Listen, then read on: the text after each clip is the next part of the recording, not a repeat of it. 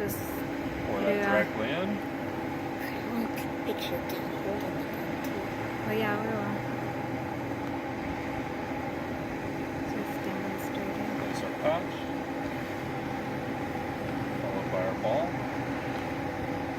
Short starter first.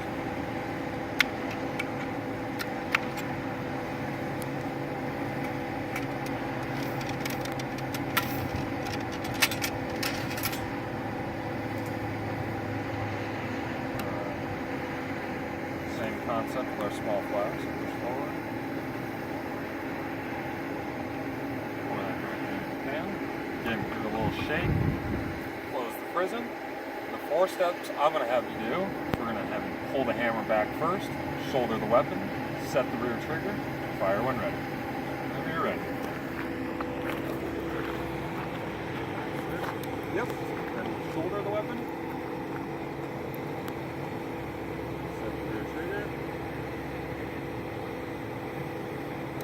Fire when ready. Excellent. That's kind of just trying to use it like get Nice. Ooh, It happens on that first shot. You see that smoke and flame and you just